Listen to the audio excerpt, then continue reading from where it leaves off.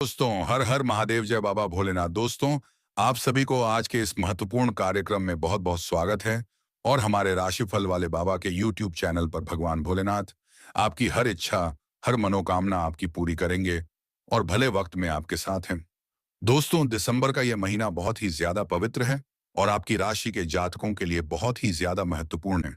हम आपको बता दें कि दिसंबर के इस पवित्र महीने में आपको हमेशा अपने पास में रखनी है यह एक चीज, फिर देखना, आप जो चाहते हैं आपको वह सब कुछ प्राप्त हो जाएगा। दुश्मन आपके सामने नाक रगड़कर आपके सामने घुटनों पर बैठ जाएंगे और आपकी हर इच्छा पूरी हो जाएगी। यह एक चीज आपके लिए दिसंबर महीने में वरदान साबित होगी।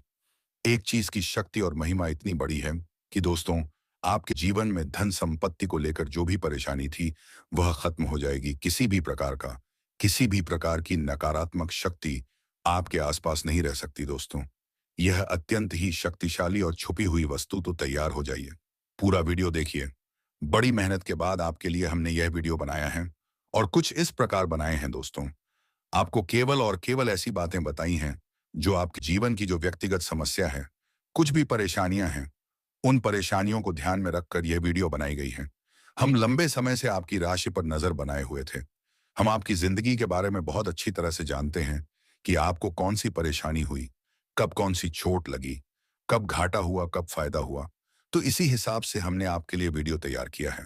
हमने आपको हर एक बात इस वीडियो में पूरी विस्तार से बताई है और ऐसी ही विशेष जानकारी हमने इकट्ठा करके जो आपके जीवन में बहुत काम आने वाली है। दोस्तों, हम बस आपसे निवेदन करते हैं कि आज की इस वीडियो को आप शुरू से लेकर अंत तक देखिएगा।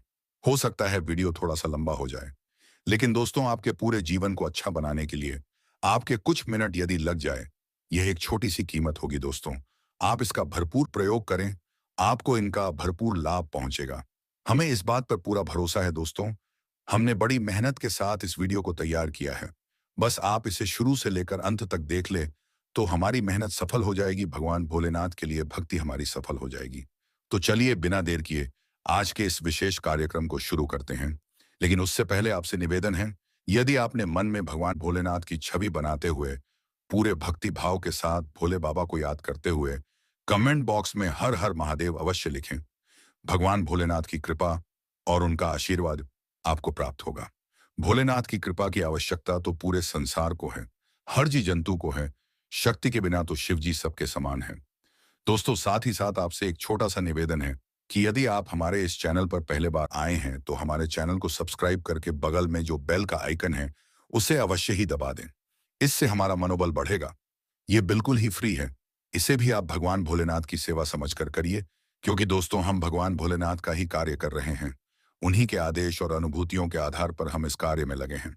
तो चलिए, जल्दी से चैनल को सब्सक्राइब कर ले, फिर आगे बढ़ते हैं। दोस्तों, अब तक आपने जो चाहा तो चाहा, जो परेशानियां उठाई वह बस ठीक थी, लेकिन अब आने वाले समय आपको हर हालात में सुंदर होना चाहिए, अच्छा होना चाहिए।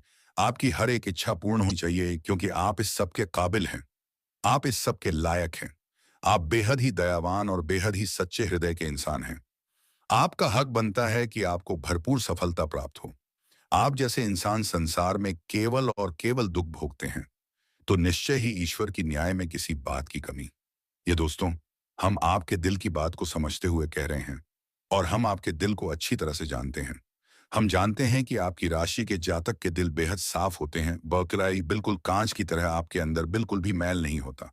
हो सकता है कि आप क्रोध में या भावनाओं में बहकर किसी के लिए कुछ ऐसी बातें बोल दे जो उनके मन को दुखी करते हो, लेकिन आपके अंदर से बेहद मुलायम है, बेहद ही दयावान है, भावुक इंसान है। इसी वजह से दोस्तों, हम जानते हैं कि आपको बाहर के लोग बिल्कुल ही सही तरह से नहीं पहचान पाते। आपके व्यक्तित्व का हमेशा गलत गलत अंदाजा लगाते हैं। इसे चाहे अपनी कमी मान लो या फिर आपका स्वभाव मान सकते हो। आप अपने असली व्यवहार को कभी भी किसी को नहीं बता पाते, अपने दिल को खोलकर किसी के सामने नहीं रख पाते, और आपके दुख का कारण यही है। दोस्तों, हम आपको बताने जा रहे हैं एक विशेष वस्तु के बारे में जो आपको अपनी जेब में रखकर घर से बाहर निकलना है। दोस्तों, जब भी आप घर से बाहर निकले, एक वस्तु को अपने जेब में रखकर ही निकले।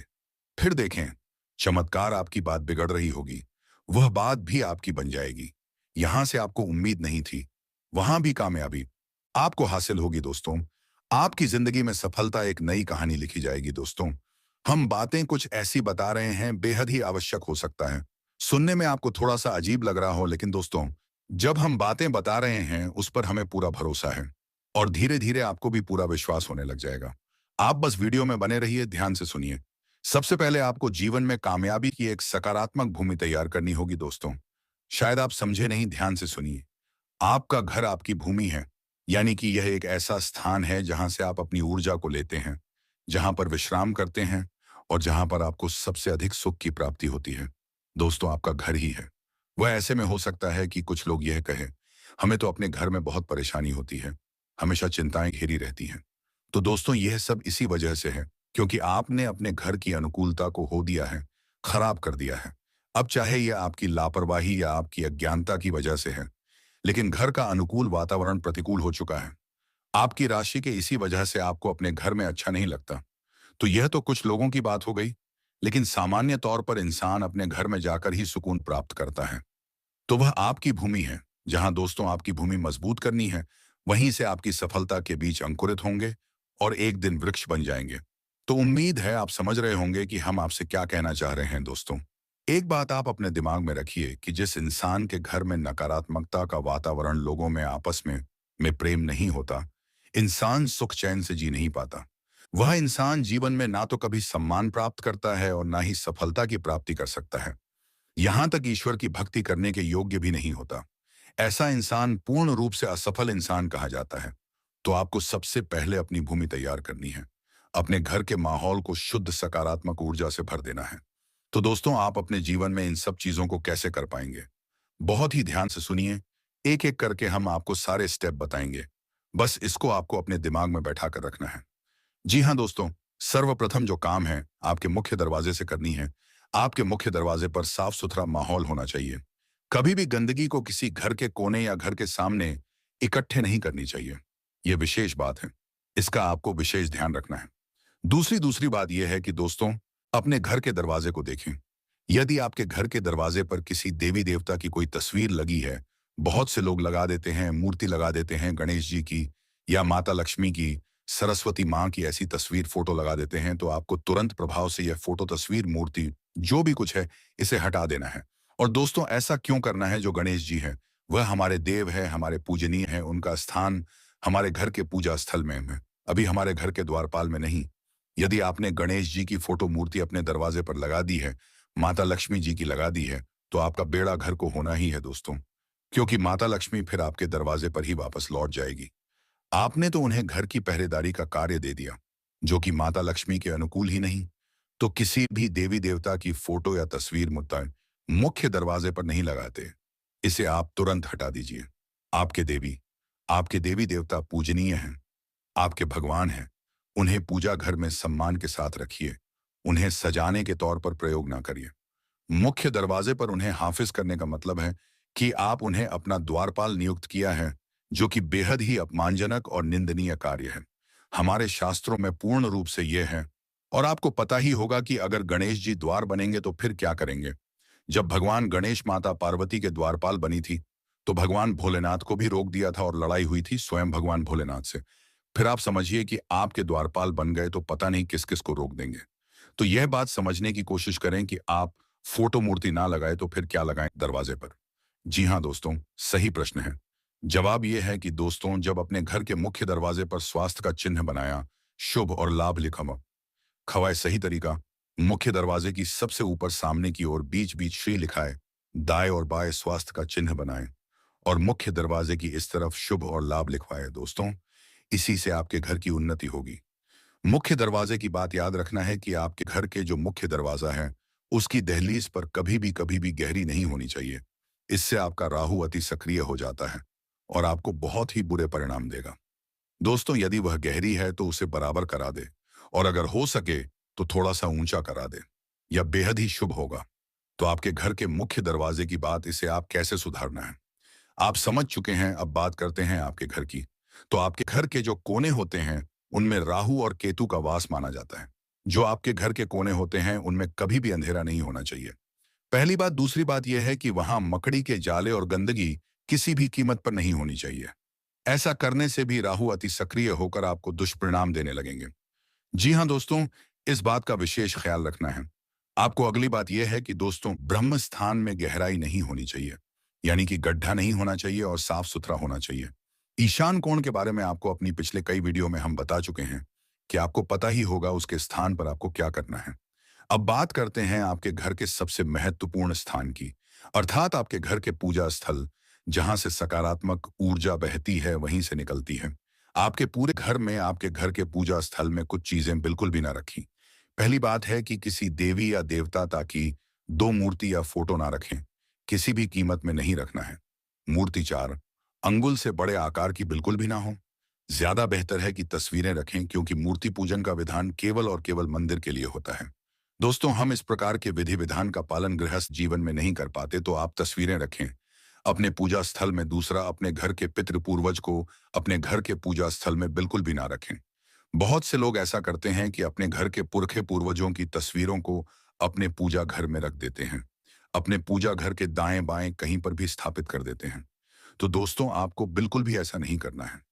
अपने घर में जो भी पूजा घर है, चाहे वह अलमारी है या छोटा कमरा, अपने पितरों को बिल्कुल वहां से दूर रखें। तो दोस्तों, उन्हें कहाँ रखना है यह भी हम आपको बताने जा रहे हैं, लेकिन फिलहाल के लिए आप उन्हें अपने पूजा घर से हटा लें। उनका पूजन आपको नहीं करना है। आपको इसका विशेष रूप से ध्यान देना होगा। तीसरी बात, कि आपको अपने पूजा घर में पुराने फूल और पुरानी जली हुई बात को बिल्कुल भी नहीं रखना है दोस्तों। पुराने फूल बहुत ही अधिक नकारात्मक ऊर्जा को सर्जित करते हैं, तो उन्हें आपको हटा देना है। और जली हुई बात में जो उन्हें भी कहीं भी इकट्ठा नहीं होने देना है, उन्हें भी हटा दें। और इनमें सबसे महत्वपूर्ण बात, यदि आपके घर में जो मंदिर है, लकड़ी का मंदिर है या फिर किसी प्रकार का मंदिर है, आपने बनवा रखा है, उसके ऊपर यदि गुम्मद बना हुआ है, जिसे हम शिखर कहते हैं, तो आप उसे तुरंत हटा दें। यह बेहद अनिष्ट कार्य दोस्तों, आपके घर में घोर नकारात्मकता को आकर्षित करता है। इस शिखर को आपको तुरंत हटा देना है। घर में जो मंदिर होता है, उस शिखर नहीं बनाया जाता दोस्तों। इस प्रकार की पूजा पाठ का विधि विधान हम अपने गृहस्थ जीवन में नहीं कर सकते। तो फिर होता यह है कि यदि हम ना माने और ऐसे कार्य करने लगे, यानी कि अपने घर में शिखर वाले मंदिर भगवान को रखे, पूजा पाठ करने लगे, तो इससे हमारे पूजा पाठ के हमें नकारात्मक परिणाम प्राप्त होने लगते हैं। इन कार्यों से आपको बचना है। अब ये तो हो गया आपके घर में पूजा का घर। दोस्तों, कुछ खास तस्वीरें होती हैं जो आपको अपने घर में अलग अलग स्थानों पर लगानी है, क्योंकि दोस्तों, इन तस्वीरों में गजब की सकारात्मक ऊर्जा को आकर्षित करने की शक्ति होती है, जो आपके जीवन में बहुत ही शक्तिशाली प्रभाव को छोड़ेगी। तो आप इन्हें कहाँ लगाना है, यह जानना बेहद आवश्यक है। लोग अक्सर तस्वीरें कहीं भी लगा देते हैं, किसी भी तस्वीर पर कहीं भी कैसे भी लगा देते हैं, जानते भी नहीं इसका क्या फायदा और क्या नुकसान है। लेकिन दोस्तों, हमारे शास्त्रों में इस विषय पर बहुत ही गहराई से अध्ययन किया गया है। तो ध्यान ध्यान से सुनिए। आपको अपने घर में दौड़ते हुए घोड़ों की तस्वीर लगानी है।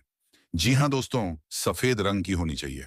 ऐसा लगना चाहिए कि वे दौड़कर आपकी तरफ आ रही हैं। दोस्तों, इधर उधर नहीं जा रही, आपकी तरफ आ रहे। और घोड़ों की संख्या है 3 इस प्रकार से होनी चाहिए। और आप बिल्कुल कहाँ लगाएंगे, ये आपको ध्यान देना है अपने घर के उत्तर दिशा वाली दीवार पर दोस्तों। ऐसा क्यों? घोड़े जो होते हैं वह नए अवसर, नए मौके के सूचक होते हैं, और उत्तर दिशा धन की दिशा होती है। यानी कि आप इस तस्वीर को लगाएंगे तो आपको घर में धन के आने के मौके और अवसर निश्चित तौर पर बनेंगे। आपको इसका विशेष ख्याल रखना होगा। दूसरी तस्वीर, राम दरबार की दोस्तों। प्रभु श्री राम अपने पूरे परिवार के साथ, जिसमें हनुमान जी भी बैठे हों, ऐसी तस्वीर आपको लगानी है अपने पूजा घर में दक्षिण दीवार पर। यानी कि जब आप इस तस्वीर को देखेंगे तो आपको आपका मुख दक्षिण दिशा की ओर होना चाहिए। और यह तस्वीर कहाँ लगेगी? आपके घर के पूजा घर में ज्यादा ध्यान देना, इन बातों को बारीकी से समझना है। फिर देखिए बदलाव आता है कि नहीं। जिस घर में भगवान धन्वंतरी की फोटो लगी होती है, उस इंसान के घर से रोग रोग दोस्तों, उस इंसान के घर से 100 रोग दोस्तों कोस दूर रहते हैं। धन संपत्ति भी घर में प्रवेश कर जाती है। दोस्तों, अब बात करते हैं उस एक चीज के बारे में जो आपको अपनी जेब में रखकर निकलना है। या दोस्तों, आपको क्या करना है, आप अपनी जेब में या कोई पर्स रखते हो, या फिर यूं कहे कि जेब में कुछ ना कुछ रुमाल वगैरह भी रखते होंगे। बस उसी के साथ आपको इस चीज को भी रखना है। अब ये एक चीज है, कई छोटी छोटी चीजों से मिलकर बनेगी, तो वे ध्यान से आपको सुनना होगा। और इस चीज को कैसे रखना है, ये हम आपको बता रहे हैं, बस आपको ध्यान से समझे। और दोस्तों, इसे कहते हैं धन की पोटली। धन की पोटली इसलिए कहा जाता है क्योंकि जो इंसान इसे अपनी जेब में रखता है, उसकी जेब में हमेशा और हमेशा धन का वास होता है। जीवन से उसके धन कभी भी दूर नहीं जा सकता। तो अब आपको क्या करना है, आपको एक चौकर कपड़ा लेना है। यह कपड़ा हरे रंग का होना चाहिए। पोटली दो प्रकार से बनती है। एक तो आपको तिजोरी के लिए जिसमें हम लाल रंग का कपड़ा प्रयोग करते हैं, और एक आपकी जेब में रखने के लिए जिसमें कि हम हरे रंग के कपड़े का उस उपयोग करते हैं। तो आपको एक चौकर हरे रंग का कपड़ा लेना है। अब इस हरे रंग के कपड़े में आपको क्या करना है, ध्यान से सुनिए। का थोड़ी सी चावल लेनी है। 11 चावल के दाने चाहिए, टूटे नहीं होने चाहिए। उनमें थोड़ी सी हल्दी लगी हो। साथ ही साथ एक चांदी का सिक्का और थोड़ी सा साबू धनिया, एक लौंग का जोड़ा और एक इलायची का जोड़ पे और थोड़ा सा कपूर। दोस्तों, इन सभी सामग्रियों को आपको इसी कपड़े में लपेटना है और हरे रंग के धागे से उसे चारों तरफ से लपेटकर एक पोटली का रूप दे देना है। अब इसे को बनाना कब है? इसे आपको बनाना है शुक्रवार के दिन। दोस्तों, ध्यान से सुनना। शुक्रवार के दिन जब आप इसे बनाएं तो सबसे पहले माता लक्ष्मी की पूजन कर माता लक्ष्मी की पूजन विधि विधान से आपको करना है। रात्रि के समय यह कार्य करनी है। किसी भी शुक्रवार के दिन आपको सारा सामान इकट्ठा करके अपने घर लाना है। कोटली तैयार करनी है। फिर आपको शाम के समय यानी कि रात्रि को 9 बजे के आसपास माता लक्ष्मी की पूजा करनी है, यानी कि आसन बिछाना है। माता का वहां पर फोटो या तस्वीर लगानी है। जो भी कुछ आपके पास है वहां पर आपको स्थापना करनी है। लाल रंग के पुष्प अर्पित करने हैं माता को और गाय के घी का बना हुआ दीपक जलाना है। लाल रंग का प्रसाद और लाल रंग के आश्रम पूरे विधि विधान से माता के पूजन करना है। उसके बाद आपको एक 108 बार इस मंत्र का जप जप करना है जो हम आपको बताने जा रहे हैं। माता लक्ष्मी का बहुत ही शक्तिशाली मंत्र है। याद रखें, जो पोटली आपने बनाई है उसे माता लक्ष्मी के चरणों में अवश्य रखें। दोस्तों, सबसे पहले माता लक्ष्मी को वही समर्पित करें। उसके बाद आपको इस मंत्र का जाप करना है। इसे ध्यान से सुने और नोट कर लें। मंत्र कुछ इस प्रकार है। AUM श्रीम ह्रीम श्रीम कमले, कमला प्रसीद प्रसीद श्रीम ह्रीम श्रीम, ओम महालक्ष्मी नमः। इस मंत्र को आपको याद कर लेना है। दोस्तों, यह बड़ा ही काम का मंत्र है।